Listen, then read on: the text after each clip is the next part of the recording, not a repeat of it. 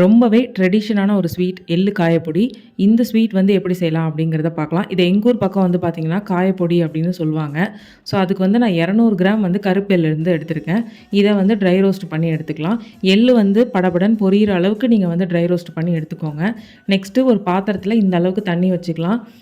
200 gram வந்து எள்ளு எடுத்திருக்கீங்க அப்படின்னா, 200 கிராம் வந்து வெல்லம் எடுத்துக்கோங்க. ஈக்குவலா நீங்க போட்டிங்கன்னா தான் உங்களுக்கு ஸ்வீட் வந்து கிடைக்கும். ஏன்னா எள்ளு வந்து கொஞ்சம் கசப்பா இருக்கும். ஸோ அதனால் வந்து ஈக்குவல் குவான்டிட்டியில் நீங்கள் வந்து வெல்லம் வந்து ஆட் பண்ணிக்கோங்க. ஜஸ்ட்டு வந்து வெல்லம் வந்து இது மாதிரி தண்ணியில் கரைஞ்சா போதும். பாகு பதம் எதுவும் தேவையில்ல. இதை வந்து ஃபில்ட்ரு பண்ணிக்கோங்க. ஏன்னா மண் ஏதாவது இருக்கும். நெக்ஸ்ட்டு இந்த ஃபில்ட்ரு பண்ண வெல்ல பாகில் வந்து 3 டேபிள் ஸ்பூன் வந்து துருவின தேங்காய் வந்து ஆட் பண்ணிக்கலாம். இதை வந்து சைடில் தனியாக வச்சுருங்க.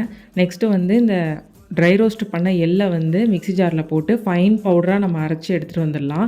இது ரொம்பவே ஹெல்தியான ஒரு ஸ்வீட் ரெசிபி. உங்கள் வீட்டில் குட்டி பசங்களாம் இருந்தாங்கன்னா அவங்களுக்கு கண்டிப்பாக இதை வந்து செஞ்சு கொடுங்க. நீங்கள் ஃப்ரீயாக இருக்கிற டைமில் கூட எள்ளை வறுத்து பொடி பண்ணி வச்சுக்கலாம். உங்களுக்கு தேவைப்படும்போது இந்த வெள்ளை பாகு வச்சு நீங்கள் மிக்ஸ் பண்ணி இந்த ஸ்வீட்டை வந்து ஈஸியாக ரெடி பண்ணிக்கலாம். ஸோ இந்த பாவை கொஞ்சம் கொஞ்சமாக உள்ளே சேர்த்து நம்ம வந்து மிக்ஸ் பண்ணிக்கலாம்.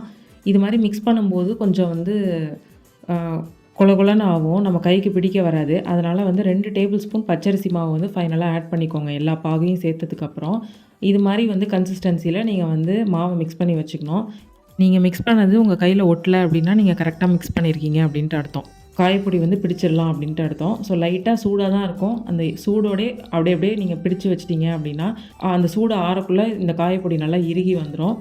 எங்கள் ஊர் சைடில் கண்டிப்பாக வந்து பார்த்திங்கன்னா இந்த கல்யாணம், சீமந்தம் எல்லா ஃபங்க்ஷன்லேயும் இந்த காயப்பொடி ஸ்வீட் வந்து இருக்கும்.